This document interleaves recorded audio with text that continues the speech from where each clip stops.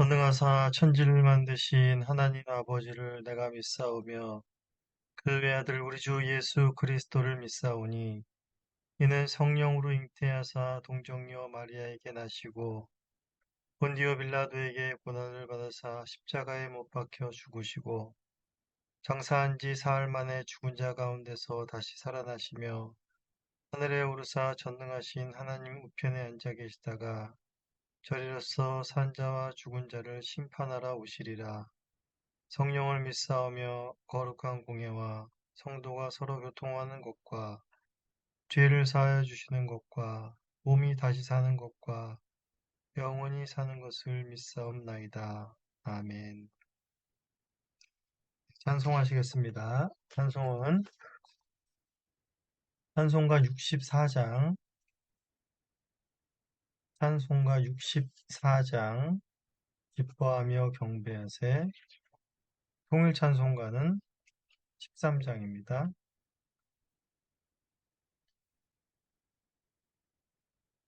14장 1절과 2절을 찬송하시겠습니다. 1절과 2절입니다.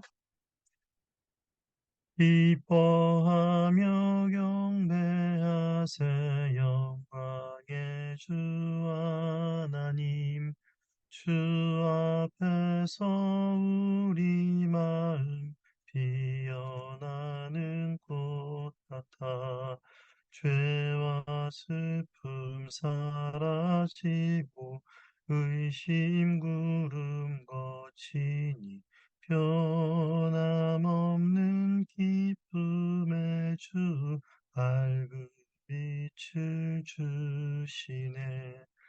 땅과 하늘 만물들이 주의 솜씨 빛내고 별과 천사 노래소리 끊임없이 드노라. 물과 숲과 산과 골짜 들판이나 바다나 모든 만물 주의 사랑 기뻐 찬양하여라.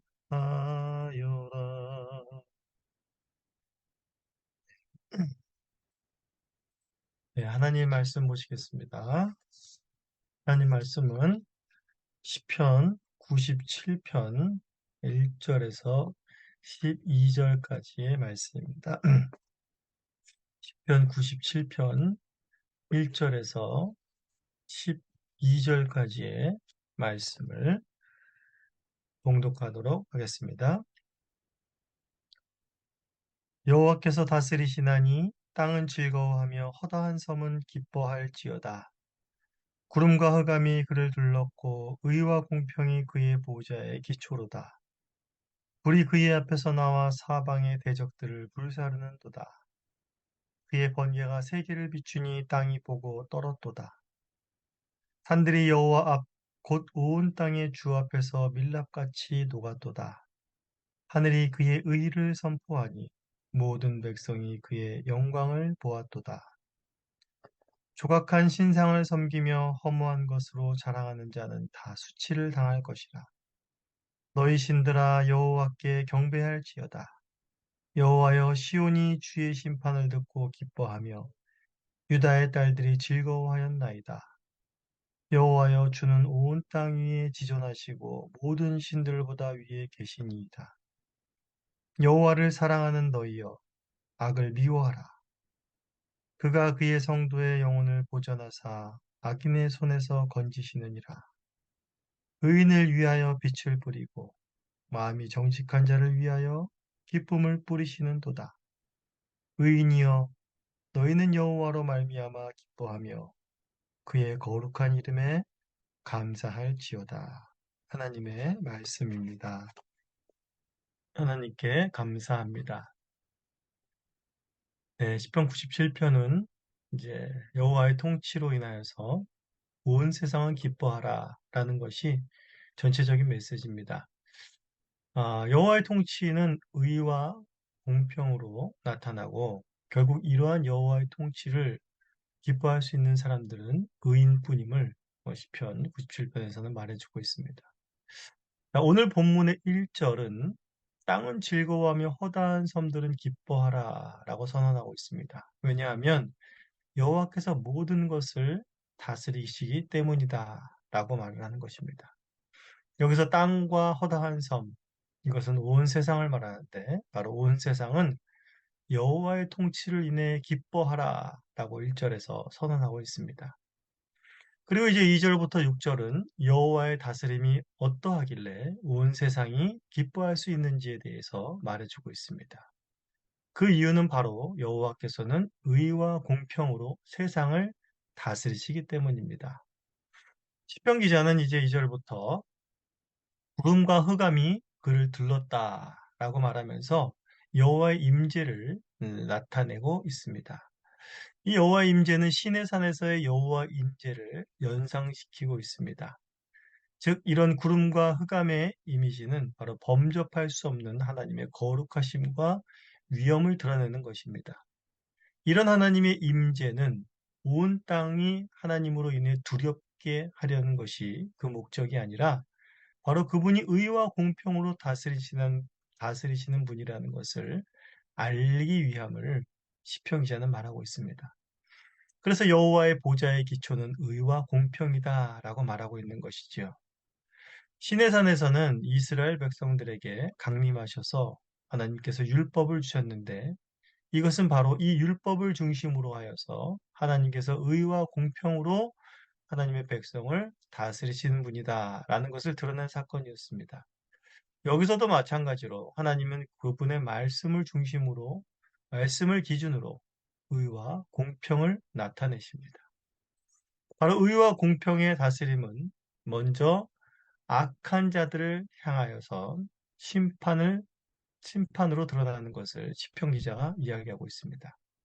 이제 4절과 5절에서 불과 번개의 이미지를 통해서 하나님께서는 대적들을 불살르시고 땅이 떨고 밀랍같이 녹는 것을 바로 무서운 심판이 있음을 보여주고 있습니다. 의와 공평으로 다스리시는 하나님의 통치를 악인들은 전혀 기뻐할 수 없고 도리어 심판으로 비참에 이르는 결과를 가져오게 된다는 것을 보여주고 있습니다. 이러한 악의 심판의 결과로 인해서 더욱 드러나는 것은 바로 하나님의 의입니다. 바로 6절에서 하늘이 이 일의 증인이 되어 하나님의 의를 선포하고 결국 모든 백성들은 그 영광을 부인할 수 없을 만큼 분명히 드러날 것이라고 말하고 있는 것입니다. 그리고 이제 7절부터 마지막 12절까지에서는 여호와의 통치를 즐거워할 수 있는 신자들, 즉 같은 말로 시온, 유다의 딸들, 여호와를 사랑하는 자들, 의인이란 것으로 표현되었습니다. 이런 자들의 기쁨을 위해서 여호와의 통치를 인한 기쁨을 인해서 하지 말아야 할 것과 해야 할 것을 7절부터 12절까지는 쭉 이야기하고 있습니다. 자, 첫째로 하지 말아야 할 것은 바로 우상 숭배입니다. 그리고 해야 할 것은 여호와만이 지존하시고 모든 신들보다 위에 계심을 아는 것입니다. 그리고 그 알므로 인해서 경배하고 기뻐해야 하는 것입니다. 우상을 섬기는 것을 하지 말아야 할 것을 이제 설명해 보겠습니다. 너희가 신이라고 생각하며 만든 우상조차도 그것은 하나님을 경배해야 된다고 하나님께서는 7절에 말씀하고 있는 것입니다. 우리가 계속 살펴봤지만 우상은 거짓 것이지요. 헛된 것이지요. 존재하지 않는 것이지요. 그러나 인간들이 교만이 만들어낸 것입니다. 사실상 고대에서는 우상들을 통해서 바로 어, 왕들의 왕권을 나타내기도 했습니다. 즉 자신이 신과 같은 존재임을 또한 우상을 통해서 드러내기도 하였다는 말이지요.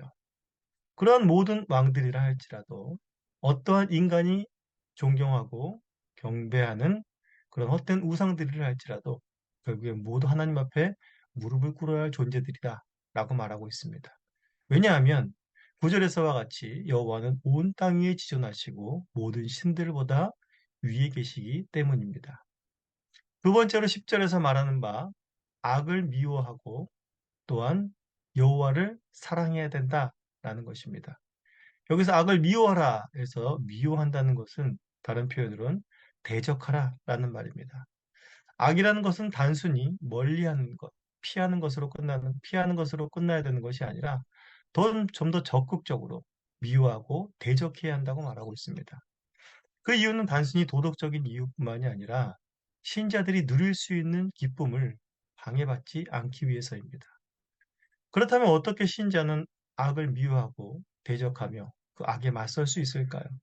10절과 11절이 그 답을 해주고 있습니다. 신자들의 힘으로 악을 대항하기는 너무 어렵고 또한 패배할 수밖에 없습니다. 하지만 여호와께서는 의인의 영혼을 보존하시고 악인의 손에서 건지신다라고 말하고 있습니다.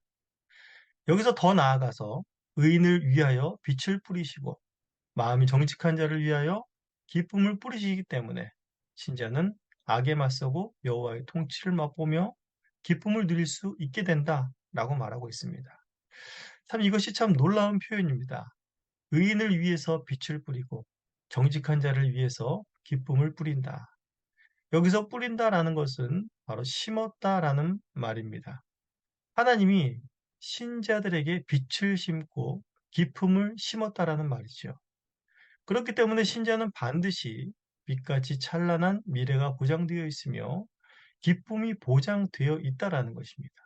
반드시 빛과 기쁨의 열매를 거두어 맛보게 된다라는 것입니다. 하나님께서 빛과 기쁨을 심으셨기 때문에 반드시 열매를 맺는다라는 것이죠. 이것이 얼마나 놀랍습니까? 이런 것으로 인하여서 신자는 여호와로 인해 기뻐하지 않을 수 없고 그의 거룩한 이름에 감사하지 않을 수 없는 필연적인 자들이 된다라는 것입니다. 시편 97편은 여호와의 통치를 기뻐하라라고 선언하면서 강요하는 것이 아닙니다. 신자가 여호와의 통치를 기뻐할 수밖에 없는 필연적인 이유를 말해주고 있는 것입니다. 우리는 오늘 시편 기자의 선언처럼 과연 여호와의 통치를 기뻐하고 있는지 우리의 심령을 다시 한번 살펴보아야 할 것입니다. 우리는 세상 사람과 동일하게 여호와의 다스림보다는 우상의 다른 신들의 통치를 받기를 좋아하는 죄인들이었다는 사실을 우리는 결코 잊어서는 안 됩니다. 이스라엘 백성들은 하나님의 권능으로 악한 애굽을 심판하시며 또한 그들과 언약을 맺으시고 그들에게 율법을 주시며 하나님의 거룩한 백성을 삼으심을 그 어느 백성보다 경험한 사람들이었습니다. 그러나 그들은 광야 기간 내내 그리고 가나안 땅에 들어가서도 하나님의 통치를 기뻐하지 않았다는 사실을 우리는 잘 알고 있습니다. 결국 왕정 시대와 분열 왕정 시대를 거치면서 하나님의 통치를 완전히 거부하였고 결국에 우상을 섬기고 우상을 기뻐하며 멸망의 길을 걸어간 이스라엘 역사를 우리는 잘 알고 있습니다. 우리는 이들과 다를까요? 그렇지 않습니다. 하지만 우리는 이스라엘과 같지만 또한 아주 다른 것이 있습니다. 우리는 하나님께서 의와 공평으로 다스리심으로 인해 신자가 되었습니다. 하나님의 의와 공평은 십자가의 예수 그리스도를 통해서 온전히 이루어졌고 우리에게 온전히 적용이 되었습니다. 예수님의 피의 공로로 우리는 의인이 되었습니다. 누구든지 어린이건 어른이건 약한 자건 강한 자건 학벌 있는 자건 없는 자건 재물이 있건 없건 명예가 있건 없건 차별이 없는 공평한 구원을 또한 얻게 되었습니다. 영접하는 자, 곧 그 이름을 믿는 자들에게는 하나님의 자녀가 되는 권세를 주신 것입니다. 우리 자체가 바로 하나님이 의와 공평으로 다스리신다는 산 증거라는 것입니다. 이런 우리에게는 빛이 심겨져 있고 기쁨이 심겨져 있습니다. 신자는 반드시 기뻐할 수밖에 없는 필연적인 복된 존재라는 사실입니다. 이러한 것을 알았을 때 우리는 무엇을 해야 될까요? 마지막 12절의 말씀입니다. 의인인 너희여 너희는 여호와로 말미암아 기뻐하며 그의 거룩한 이름에 감사할지어다. 이 말씀이 오늘 우리의 삶을 온전히 주장하고 이 말씀에 온전히 순종하는 기쁨의 하루 되시기를 간절히 소원합니다. 기도하시겠습니다. 하나님 아버지, 감사합니다. 오늘도 시편 97편의 말씀을 통하여서 우리 안에 기쁨의 근원, 기쁨의 원천이 끊임없이 샘솟는 기쁨의 근원이 어디로부터 말미암는지를 깨닫게 하시니 감사합니다. 오늘도 우리는 세상의 많은 통치 속에 굴복하지 아니하게 하시고 변함없이 우리를 다스리시며 의와 공평으로 구원을 얻은 것 같이 여전히 우리를 의와 공평으로 다스리시는 하나님의 다스리심에 순복하며 순종하며 여호와를 기뻐하는 삶을 살게 하여 주옵소서. 감사합니다. 예수님의 이름으로 기도합니다. 다 함께 주님께서 가르치신 기도로 기도하겠습니다. 하늘에 계신 우리 아버지여, 이름이 거룩히 여김을 받으시오며 나라가 임하시오며 뜻이 하늘에서 이루어진 것 같이 땅에서도 이루어지이다. 오늘 우리에게 일용할 양식을 주시옵고 우리가 우리에게 죄 지은 자를 사하여 준 것 같이 우리 죄를 사하여 주시옵고 우리를 시험에 들게 하지 마시옵고 다만 악에서 구하시옵소서. 나라와 권세와 영광이 아버지께 영원히 있사옵나이다. 아멘.